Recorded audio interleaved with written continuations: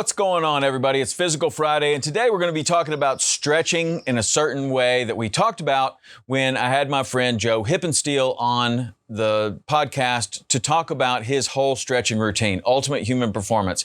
It has been a big game changer for me, and this one in particular was one of the more difficult stretches that I had to kind of work my way into. It definitely didn't happen in the beginning. So the lie back quad stretch is what we're talking about today. The reason you would want to do the lie back quad stretch is because a lot of us get super tight and short in the hip flexors and in the quads because we sit a lot, right? So you may be sitting in the boat, you may be sitting in the car, driving to wherever you're going, you may be sitting all day at your desk, a lot of sitting.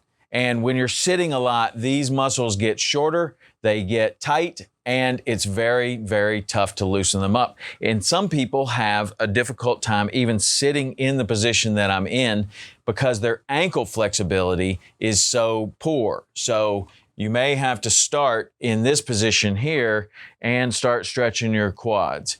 The thing that I had to do, I was able to sit on my ankles. So I was able to start back like this, but I could only get back a little bit.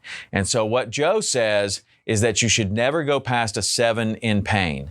And when you do go past a 7 in pain, your brain says contract and protect. So you're not actually getting a very effective stretch because everything's contracted.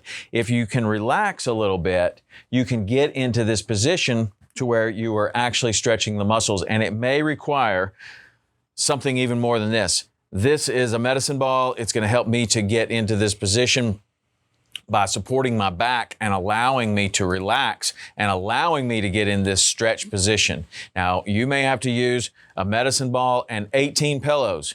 Whatever you have to use, that's where you want to get started. For me, I was able to sit on my ankles already. I had that flexibility. So what I needed was to improve my quad flexibility, and it was tight. And so I had to come up with some different ways that I could support my back. A medicine ball is one. I was able to put the medicine ball behind me like this and get into this position. And this is as far as I could go at first. I couldn't go any further than this, and staying here for 2 minutes was intense.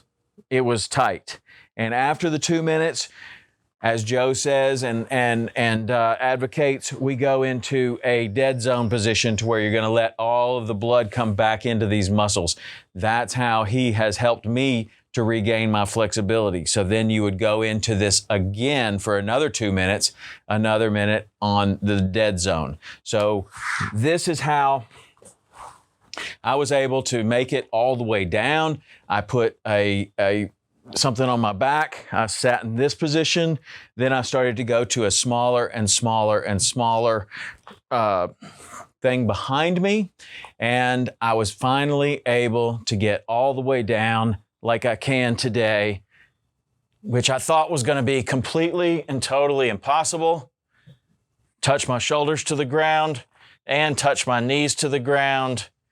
And when I was able to do that consistently, all my knee pain went away. The pains that I was having went away. I was having all kinds of patellar tendinitis issues.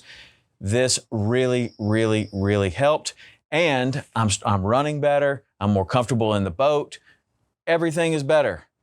And I have Joe Hippensteel, Ultimate Human Performance, to thank for that, for showing me this stretch, but also showing me a stretch that I thought was absolutely impossible, which you may be thinking right now. But with these progressions of the medicine ball, pillows, whatever you have to use, you can get more and more and more and more flexibility, and you will feel better and better and better and get back to your old self. If you have knee pain, it's likely that's going to go away.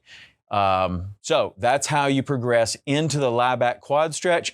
Come back next week and we're going to talk about how we go from the lie back quad stretch to the reverse Nordic and build strength in places that maybe you've never had before, but it has been instrumental in a lot of the athletic performance that I'm seeing these days and just the reduction of pain. So the next week is the reverse Nordic, and I'll show you ways that you can scale into learning how to do that movement. All right, we'll see you next week.